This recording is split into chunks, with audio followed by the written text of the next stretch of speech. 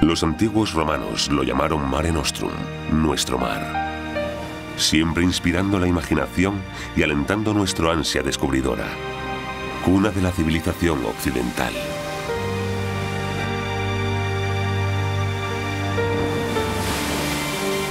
El hombre comprendió inmediatamente que el control de este mar y de sus recursos naturales les proporcionaría la hegemonía sobre el mundo conocido. En los albores del siglo XXI, muchas especies están en grave desequilibrio por culpa de la incesante presión humana, la contaminación y la sobrepesca. Aún así, este mar joven, en términos geológicos, es sorprendentemente fecundo, funcionando como un organismo global, formado por millones de seres estrechamente relacionados entre sí.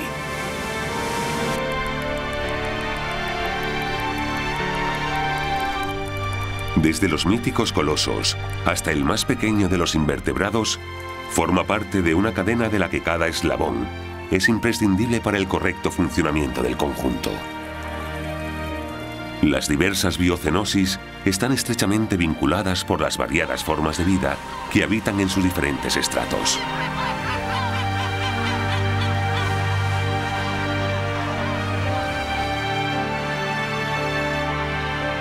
Muchas especies, empujadas por las migraciones estacionales, atraviesan sus aguas o se instalan temporalmente en busca de alimento y pareja.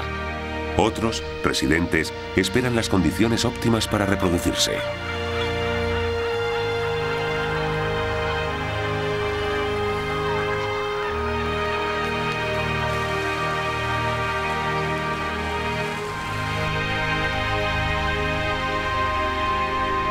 En sus templadas aguas se produce la alquimia. Los nutrientes más básicos, mecidos por las corrientes, forman el caldo de cultivo para la vida.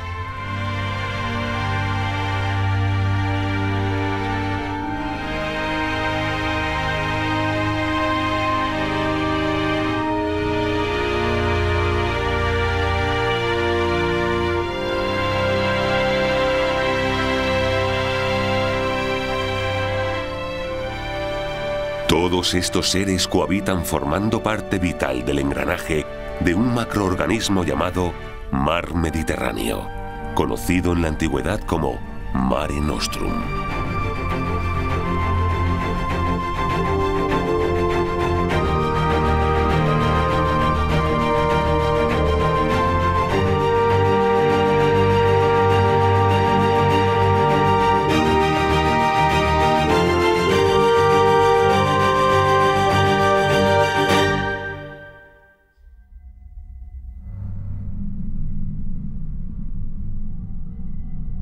Hace 10 millones de años, la cuenca mediterránea era un gigantesco valle desértico, con altas montañas formando inmensos cañones y lagos hipersalinos. El Mediterráneo que conocemos hoy se formó hace poco más de 5 millones de años, al colapsarse el dique de roca que se había formado en el estrecho de Gibraltar y que lo separaba del Atlántico, formando la cascada más grande que jamás existió. Se llenó de nuevo en pocos años, lo que tardó milenios en desecarse. Hoy en día, el estrecho de Gibraltar sigue siendo un aporte imprescindible de agua para mantener el nivel del Mediterráneo, dado que pierde por la evaporación más de la que los ríos vierten en él. Aunque no solo es agua lo que atraviesa el estrecho más transitado del planeta.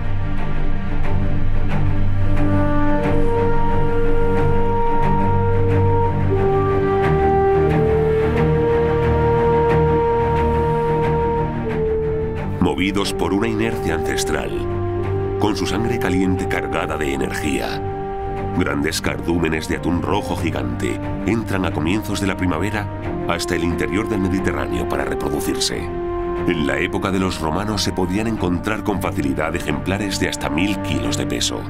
Por ello, su carne se convirtió en la principal fuente de proteínas para las legiones de los imperios que se han levantado durante milenios en estas costas. Después de más de 3000 años de explotación, este majestuoso pez está en grave peligro a causa del comercio internacional, la especulación y la mala gestión pesquera.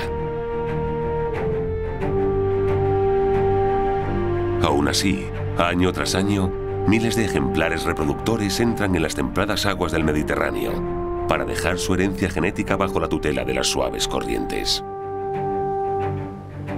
Tras ellos, siempre acechante, su peor enemigo que espera pacientemente.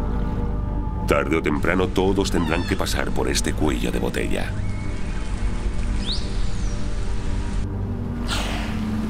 Las orcas persiguen a los cardúmenes de atunes hasta bien entrado el Mediterráneo. Cazan en grupos matriarcales perfectamente coordinados, comunicándose por medio de la ecolocación. Cada clan tiene su propio dialecto, comprensible únicamente por sus propios miembros.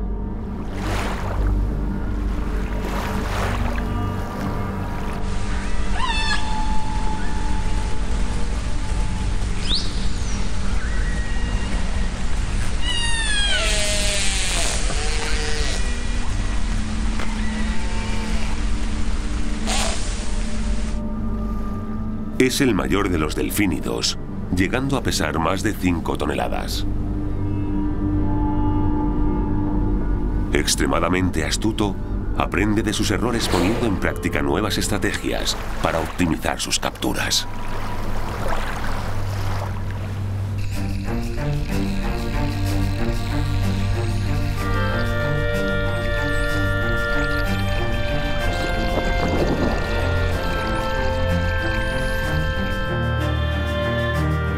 Siempre en busca de bancos de peces de menor tamaño, otros cetáceos dentados como calderones, delfines listados, comunes o estos delfines mulares se distribuyen a lo largo de las diferentes plataformas continentales en grupos familiares matrilineales.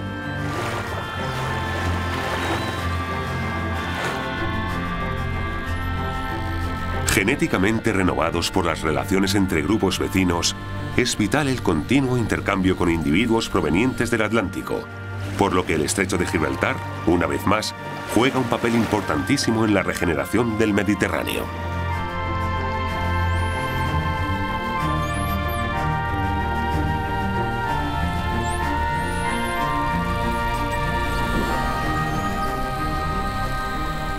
La población autóctona de delfín mular está particularmente afectada por las pesquerías de arrastre de fondo, ya que tienen como objetivo las mismas especies que componen su dieta, provocando además la sistemática destrucción del medio.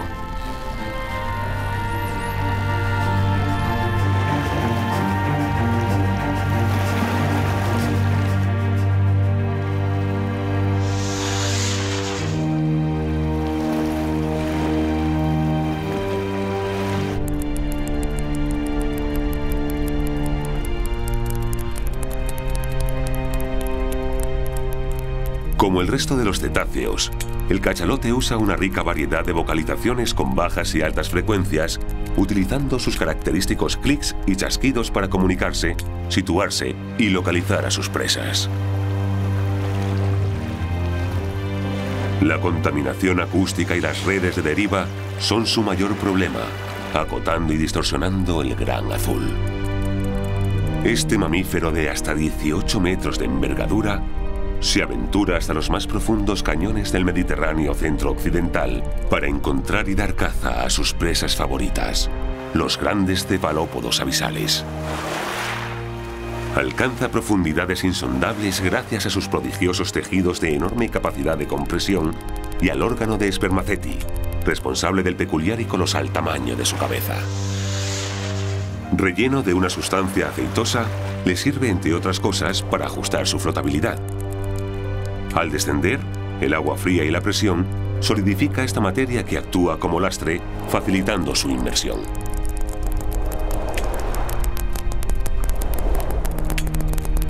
Entre 45 minutos y 1 hora después, calienta el Spermaceti, licuándolo para obtener flotabilidad positiva y facilitar así su ascenso boyante a la superficie, desde más de 2000 metros de profundidad. La dieta del cachalote se compone de diversas especies de calamares mesopelágicos. No todos son del género Architeuthis, que puede llegar a medir más de 15 metros.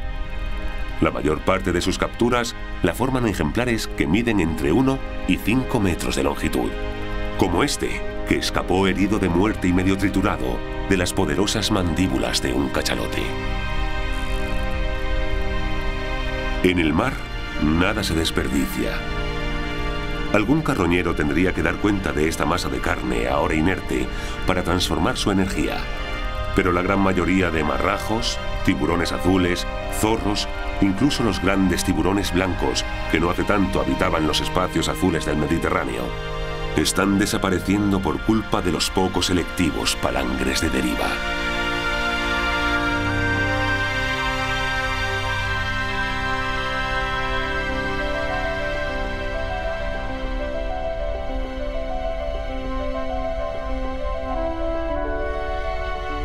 Infinidad de especies pelágicas se mecen a merced de las suaves corrientes en su infatigable viaje.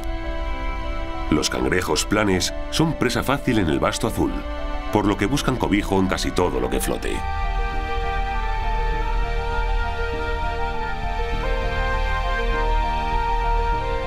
Diversas especies de quelonios dan asilo a estos huéspedes, que se aferran a los pliegues de su rugoso pellejo y, alimentándose de los diversos organismos que se asientan en la tortuga, mantienen esta moderadamente libre de parásitos.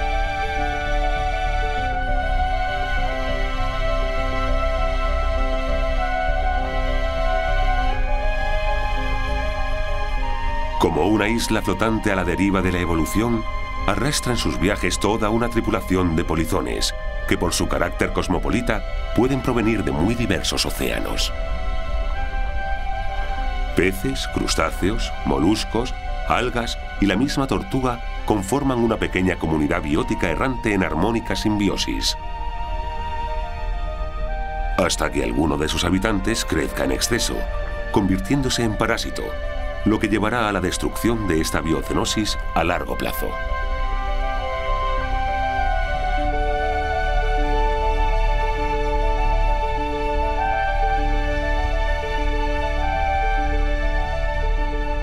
La población autóctona de tortuga boba realizaba sus puestas por todo el litoral. Actualmente lo hace en las pocas playas aún vírgenes que quedan en el Mediterráneo suroriental.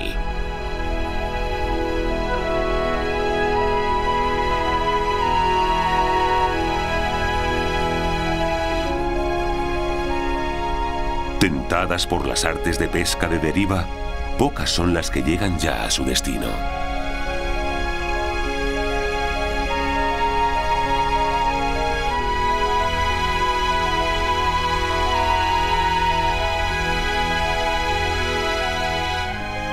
Buscan las corrientes submarinas que las transportarán hasta donde recalan los bancos de medusas de las que se alimentan.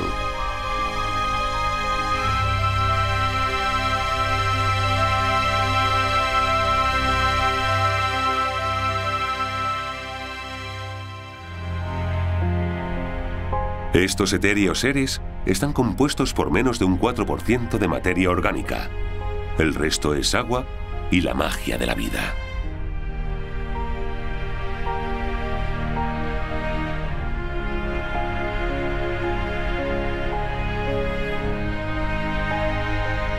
Están adaptados para vagar por las autopistas oceánicas, capturando pequeños peces y larvas planctónicas.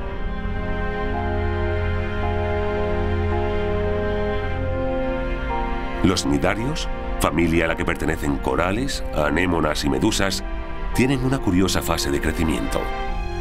Sus huevos se transforman en pólipos bentónicos, con la capacidad de reproducirse por sí mismos y convertirse en diminutas medusas que regresan a las corrientes oceánicas, retransformadas en parte del zooplancton.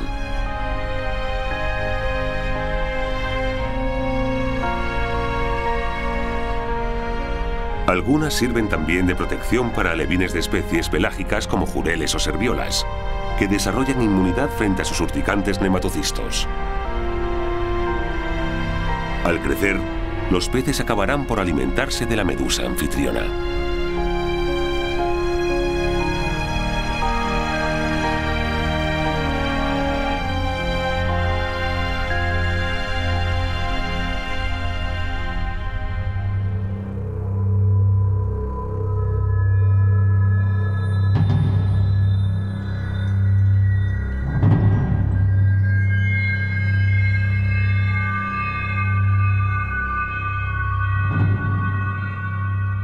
Las plantas diatomeas son la base de la cadena trófica en el mar. De ellas se alimentan microcrustáceos y larvas de numerosísimas especies en diferentes estados de desarrollo.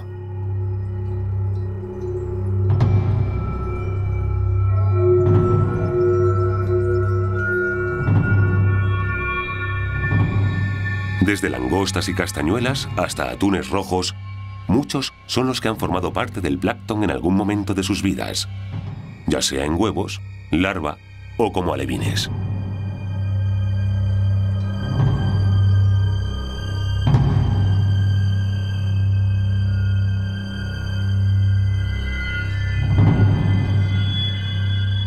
El caldo de cultivo emerge movido por el cambio de temperatura entre las frías aguas profundas y las superficiales calentadas por el sol. Este circuito biotérmico es el motor del Mediterráneo y permite su regeneración.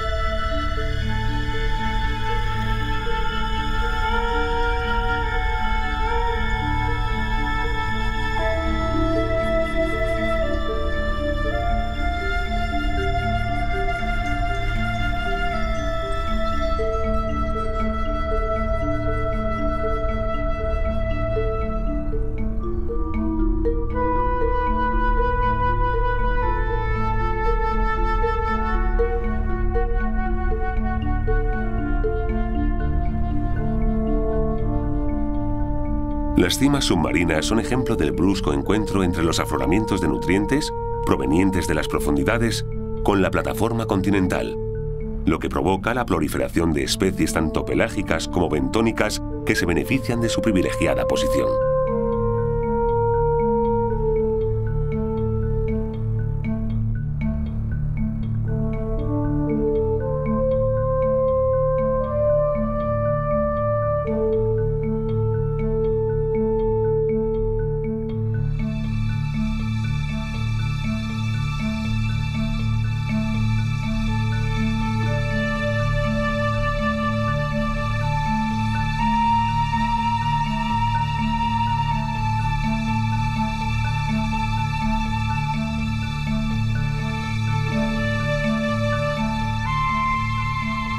Estas barracudas, como muchos otros cazadores de aguas abiertas, desovan vertiendo su descendencia en masa al antojo de las corrientes, sabiendo que la mayoría de sus huevos serán devorados incluso antes de ser fertilizados por hordas de pececillos que posteriormente servirán de alimento a ellas mismas y a otros depredadores.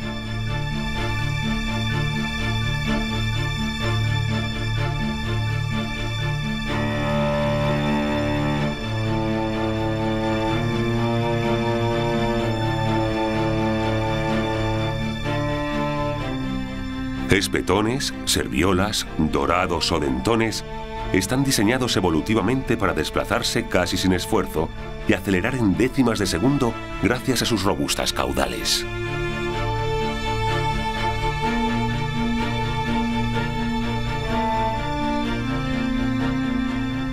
En mar abierto suelen ir en grupo y al llegar a estas cimas se desperdigan para cazar.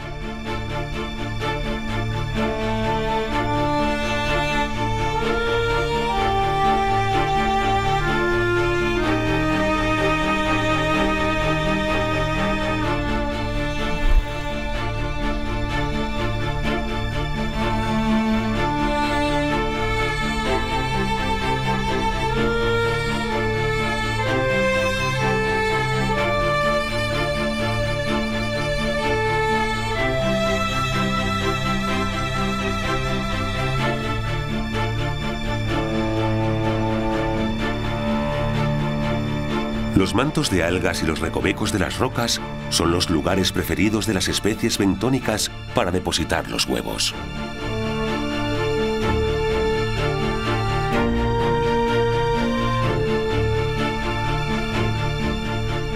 Aunque ni siquiera las precavidas castañuelas estarán totalmente a salvo del expolio.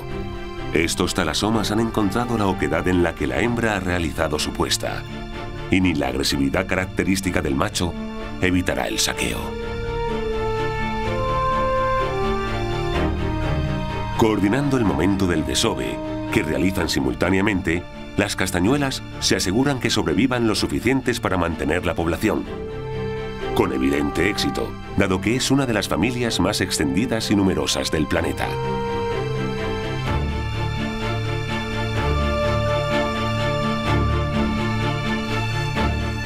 Peces especializados en capturar gusanos, pequeños crustáceos y moluscos entre las rocas o algas, como los sargos o las corvinas, también encuentran sobradamente alimento en estas cimas sumergidas.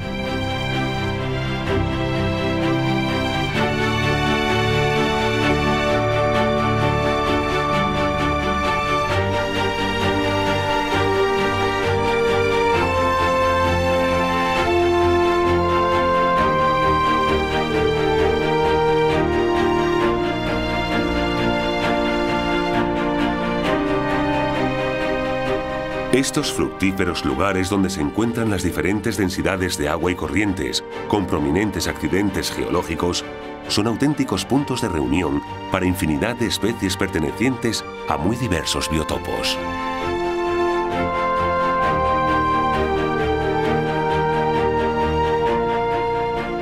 Muchos llegan aquí arrastrados por el irrefrenable flujo de las corrientes, o valiéndose de ellas, se desplazan desde grandes distancias para coincidir con las mareas óptimas. Otros son residentes permanentes de estas islas sumergidas de asombrosa biodiversidad que forman parte vital para los intercambios de energía.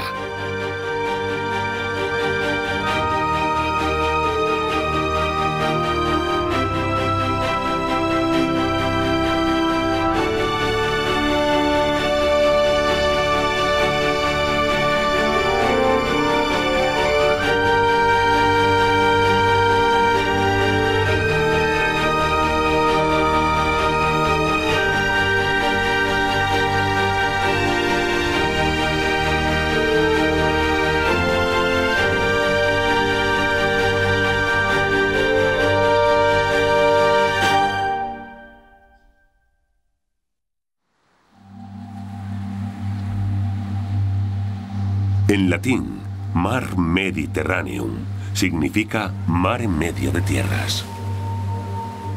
Con 2,5 millones de kilómetros cuadrados de superficie, es el mayor mar interior del planeta. De sus 46.000 kilómetros de costa, el 40% pertenece a incontables archipiélagos. La mayoría de las islas que hoy vemos son las cumbres más altas de las enormes montañas que cíclicamente emergen o se sumergen. Algunas de violento origen volcánico son relativamente recientes. Otras, sedimentarias o kársticas, han sido moldeadas por el tiempo y la mar durante millones de años. Como auténticos oasis en el desierto, son parada obligada para muchas aves que estacionalmente atraviesan el Mediterráneo en su migración transcontinental. Aquí encuentran agua dulce y reposo. Para las residentes, ofrecen además un lugar seguro donde nidificar.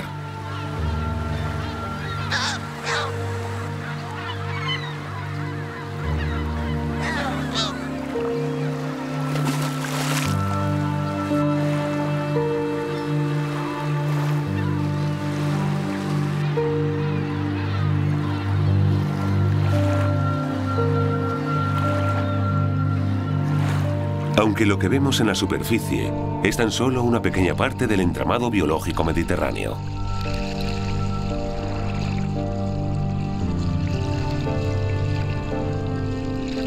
Las algas verdes y pardas se asientan cerca de la superficie, donde pueden realizar mejor la fotosíntesis, creando praderas y bosques de gran fertilidad, siendo fuente indirecta de alimento y lugar de refugio o cría para muchos organismos.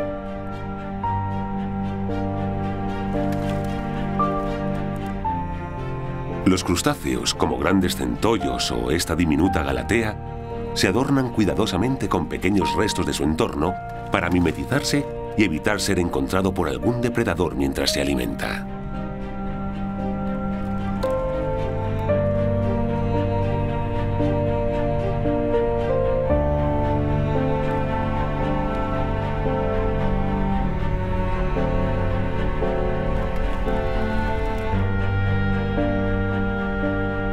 Muchos lábridos acostumbran a descansar ocultos entre las algas, con las que se mimetizan a la perfección.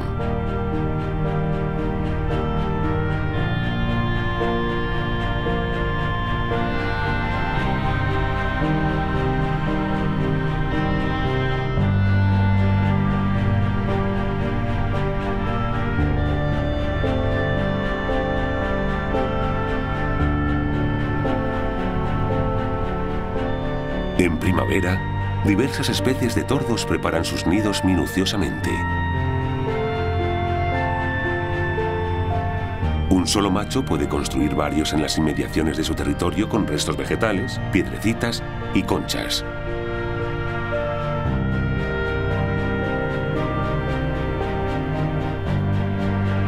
Estos cúmulos aparentemente caóticos darán protección a los huevos que pondrán las diferentes hembras que se sientan atraídas por el esfuerzo del macho, quien posteriormente los fecundará y cuidará hasta su eclosión.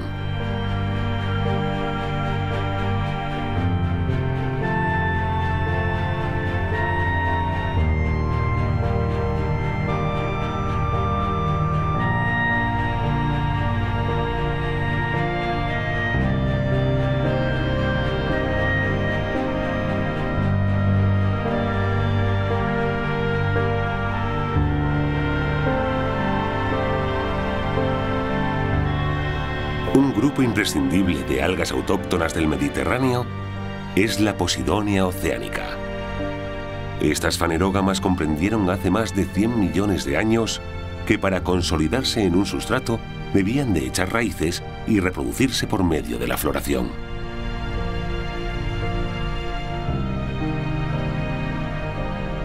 Al formarse el Mediterráneo, se adaptaron perfectamente a sus fondos costeros y suaves temperaturas. Actualmente juegan un importante papel como estabilizadores del sedimento y productores primarios.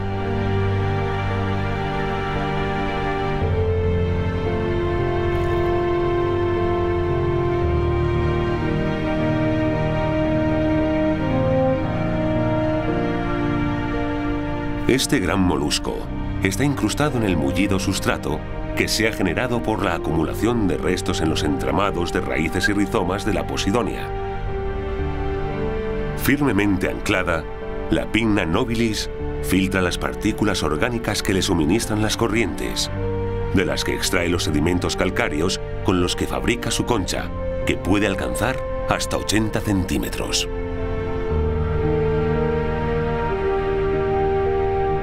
Las densas praderas de Posidonia conforman uno de los ecosistemas marinos más productivos de los océanos. Siendo el hábitat de un gran número de especies estrechamente relacionadas, por lo que la degradación de estas algas pondría en grave peligro a todo el conjunto, comenzando por las especies más vulnerables.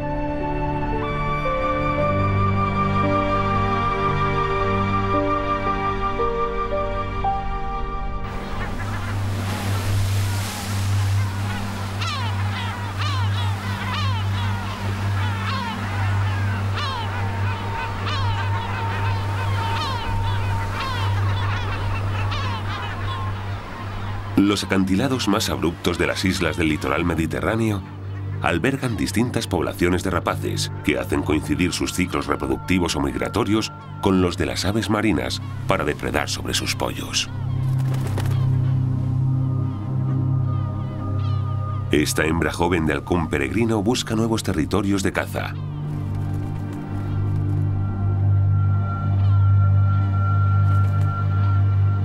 Mientras que las parejas más veteranas ponen sus huevos año tras año en las mismas repisas de estos acantilados marinos.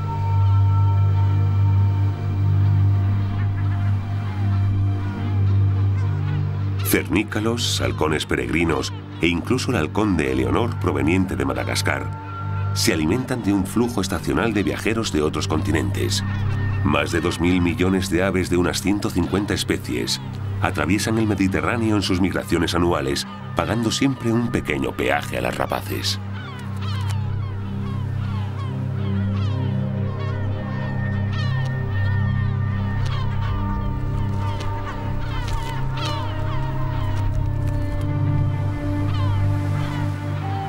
Los acantilados de las islas, desprovistos de depredadores de nidos como ratas, son utilizadas por diversas especies de aves marinas para establecerse en colonias de cría.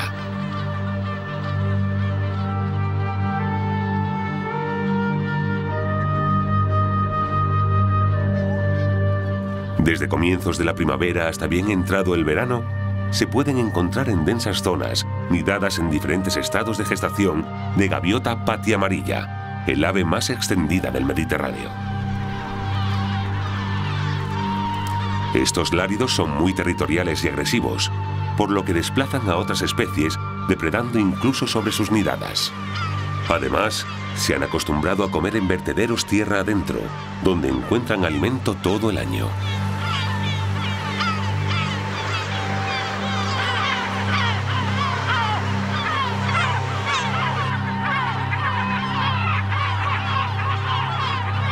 Después de 26 días de incubación, cuando comienza a escasear el oxígeno y el espacio dentro de la cáscara, el pollo, animado por sus padres que le llaman insistentemente y que reconoce entre el bullicio de la colonia, sale al exterior gracias a una dura protuberancia en su pico, conocida como diente de huevo, que le ayudará a romper el cascarón.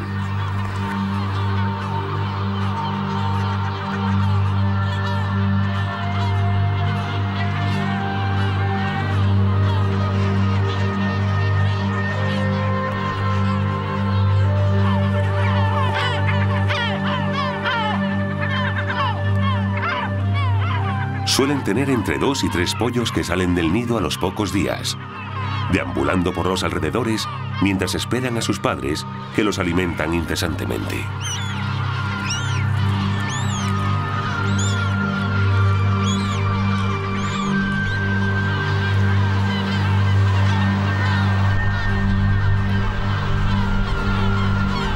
Tan solo en el interior de las cuevas donde nidifica, la pardela cenicienta está a salvo de las gaviotas. La delicada incubación y cuidado de sus crías la realizan por turnos. Aún así son frecuentes víctimas de saqueos por parte de predadores alóctonos, como gatos o ratas.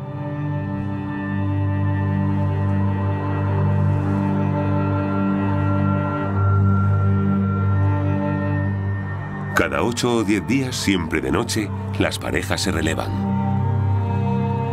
Uno sale a alta mar para alimentarse de peces pelágicos, mientras el otro se queda a cargo de proteger y dar calor a su único huevo. Cuando en otoño se emancipe el pollo, que nacerá tras un mes de incubación, ninguno volverá a pisar tierra firme, hasta que la próxima primavera vuelvan a los acantilados mediterráneos para reproducirse.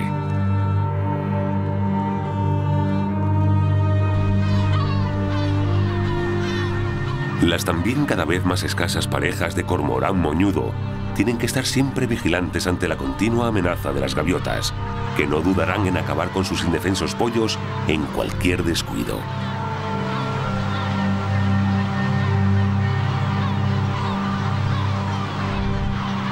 El excesivo éxito de una sola especie provoca la decadencia del resto con las que convive, con la consecuente degradación del hábitat que comparten.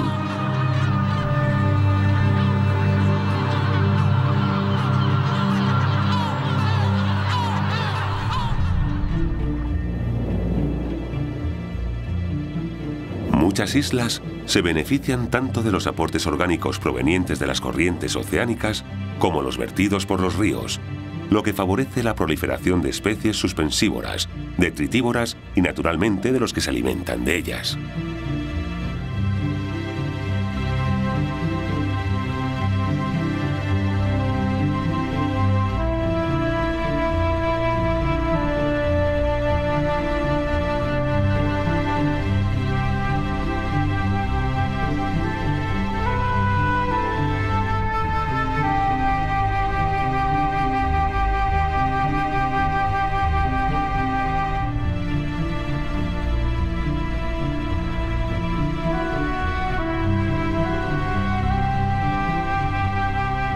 Para capturar estas partículas en suspensión, este gusano espirógrafo expande su lengua dispuesta espiralmente, con cientos de filamentos provistos de diminutas barbas con las que atrapan los nutrientes que les traen las corrientes.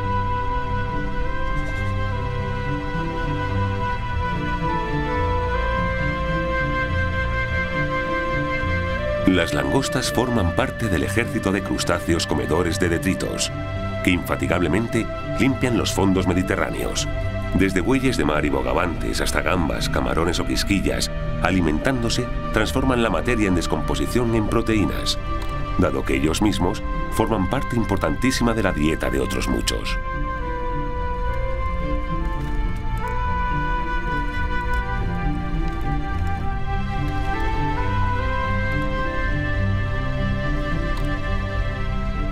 Ante los que su única defensa en el caso de la langosta son sus antenas y su espinoso exoesqueleto, que tiene que mudar periódicamente al quedársele pequeño.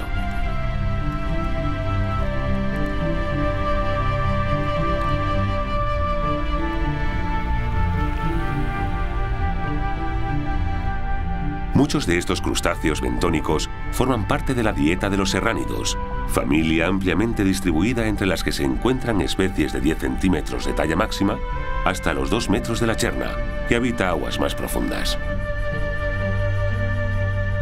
Los meros, que pueden pesar hasta 50 kilos y alcanzar el 1,5 metros de envergadura, frecuentan las aguas costeras y pedregosas, ocupando a menudo las numerosas cuevas del paisaje costero mediterráneo.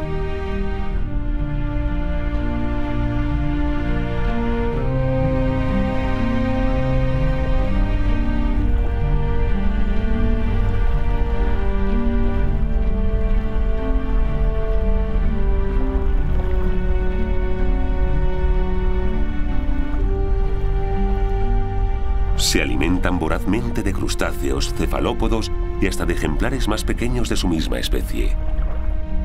Este superpredador se halla en la cúspide de la cadena alimenticia, por lo que es un buen bioindicador del equilibrio medioambiental. Por desgracia, muchas costas se han visto privadas de su presencia o se ha hecho escaso por la persecución a la que se ha visto sometido por parte de la pesca deportiva y comercial.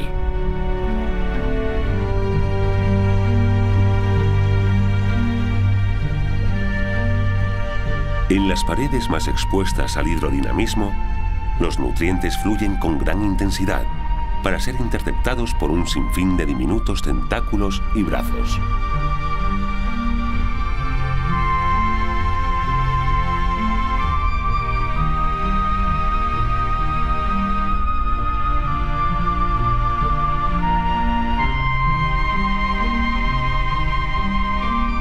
Las gorgonias forman auténticas colonias forestales con ramificaciones de más de 1 metro de largo, creando a su alrededor todo un biotopo altamente especializado.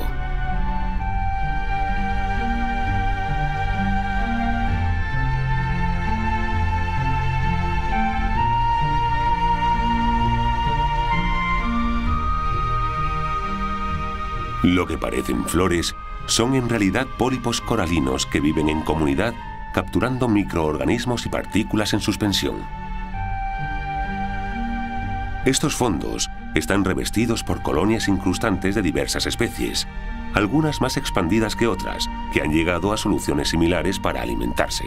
Mientras que las esponjas y ascidias son filtradores poríferos, las anémonas, anthozoos y briozoos capturan activamente su alimento. Estas anémonas incrustantes amarillas de hasta 2 centímetros cada una están unidas por medio de bases rígidas que les sirven de anclaje al sustrato. La mayoría utilizan los restos sólidos de sus presas como materia prima en la construcción de estructuras de diversa dureza. Aunque no alcanzan las dimensiones de sus parientes de aguas más cálidas, las comunidades coralígenas del Mediterráneo son igualmente productivas, realizando labores vitales de bioconstrucción. El esqueleto calcáreo del tan codiciado coral rojo mediterráneo crece muy lentamente, entre 3 y 5 milímetros por año, por lo que su regeneración es complicada. Hasta principios del siglo XX, todavía podían encontrarse grandes matas de estos anthozoos, con los que se sabe que el hombre se ha adornado desde hace más de 30.000 años. Hoy en día es una de las especies más amenazadas del Mediterráneo, por culpa de su explotación comercial, que hasta hace relativamente poco se realizaba con métodos altamente destructivos no solo para el coral, sino para el resto de especies con las que cohabita.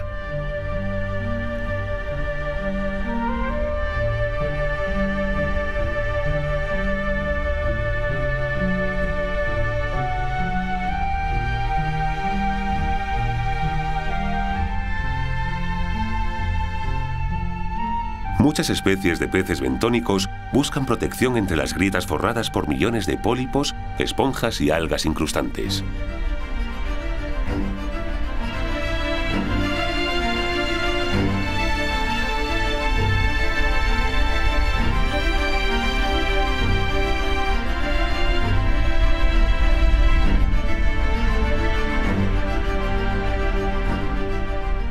Los cabrachos son fuertemente territoriales. Entre mayo y agosto se hace patente su comportamiento de celo y reproducción.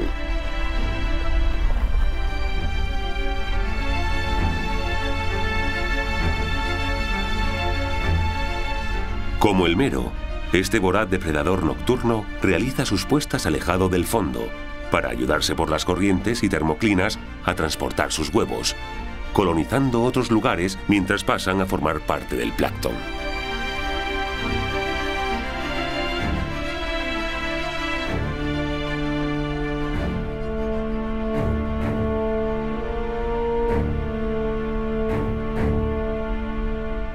Los ejemplares adultos macho de pulpo también merodean en busca de hembras receptivas con quien dejar su herencia genética.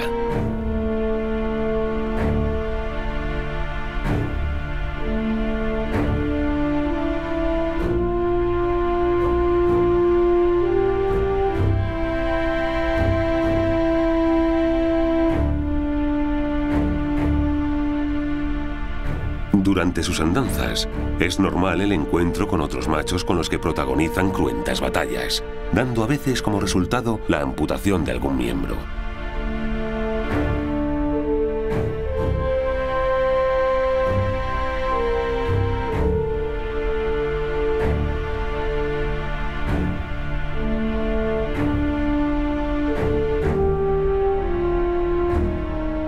Las hembras esperan la llegada de algún macho que fecunde sus huevos, que colgará en el interior de su guarida donde los mantendrá oxigenados, limpios y protegidos hasta el límite de sus fuerzas. Cuando estos eclosionen y se dispersen, su madre morirá de agotamiento e inanición. Entonces una centuria de cangrejos, gambas y otros carroñeros de los que ella antes se alimentaba, darán ahora cuenta de sus restos, cerrando así el círculo biológico.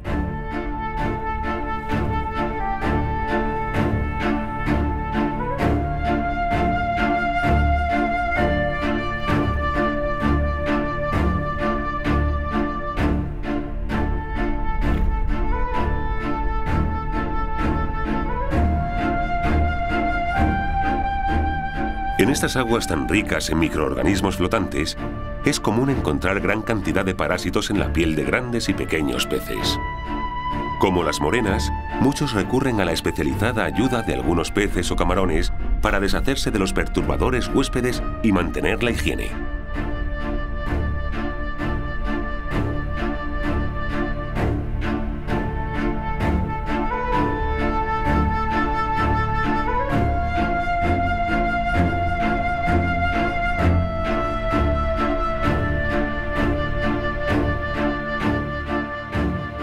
La interrelación entre especies y la simbiosis a pequeña y gran escala son pilares fundamentales para la sostenibilidad del ecosistema global.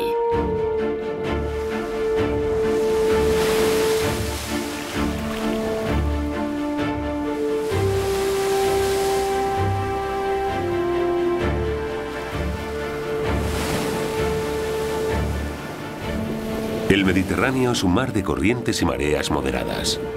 Aún así, con su eterna insistencia, el oleaje ha ido esculpiendo el caprichoso perfil costero.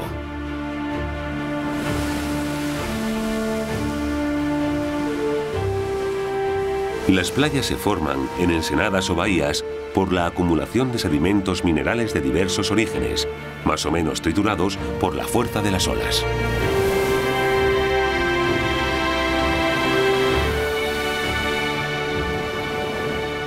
Para evitar que la arena de la playa se vaya con las corrientes, son necesarias que las praderas de Posidonia realicen su vital función de sujeción de sustratos, asentando badenes que evitan el movimiento de las arenas sumergidas, formando una base firme sobre la que se sienta la arena superficial, que en lugar de desplazarse, se acumula.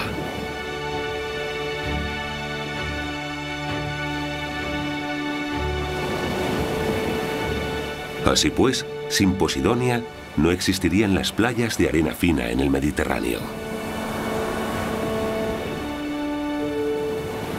Una vez más, dos ecosistemas, uno sumergido y el otro en superficie, guardan una estrecha relación.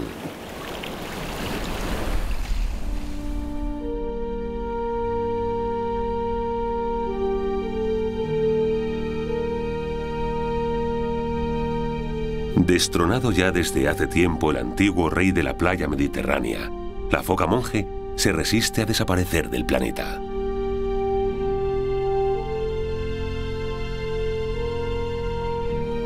Sus menos de 500 ejemplares repartidos en pequeñas comunidades entre las costas de Grecia y Turquía y algunos puntos dispersos de la costa norteafricana, Mauritania y Madeira, están abocados a una agónica desaparición por el distanciamiento de sus poblaciones y la drástica reducción de sus espacios vitales.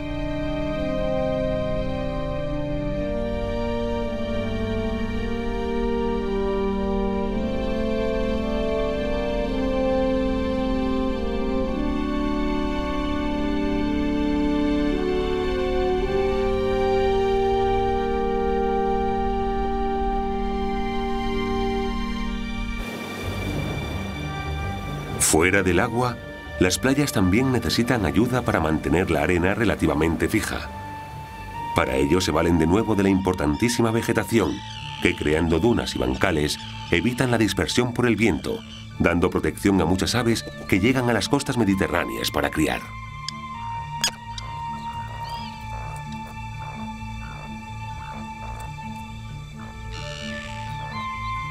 El charrán común viaja miles de kilómetros para reproducirse en las agradables temperaturas mediterráneas. Sincronizados con las etapas reproductivas de los peces que cazan, se aseguran de encontrar en las ricas aguas costeras alimento suficiente para sacar adelante sus nidadas. El charrán chico suele preferir las aguas más tranquilas de estuarios o deltas para procurarse sustento. Pero las dos especies anidan en los sistemas dunares playeros más o menos cerca de la orilla, formando grandes comunidades que les permiten controlar mejor a los posibles predadores.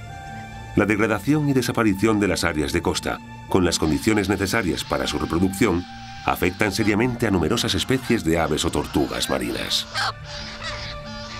Chorlitejos, vuelvepiedras o la gaviota de Audouin también anidan en los codiciados márgenes litorales, viéndose seriamente afectados por la presión humana, que les deja pocos reductos donde desarrollar sus poblaciones con tranquilidad.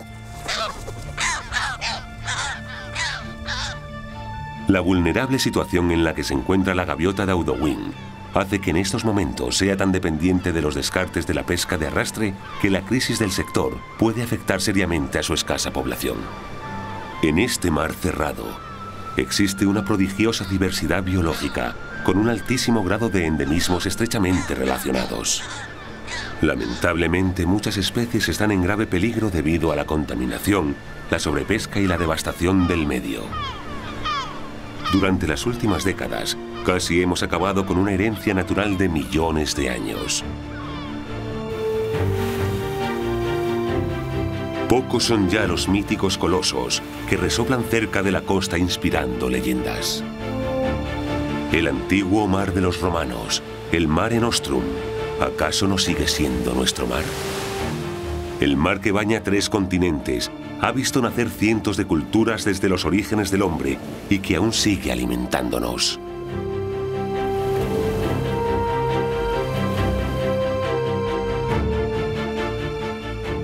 En nuestras manos está aprender de los errores y cambiar de mentalidad, sustituyendo nuestra actitud depredadora por otra más sostenible y menos agresiva con el entorno.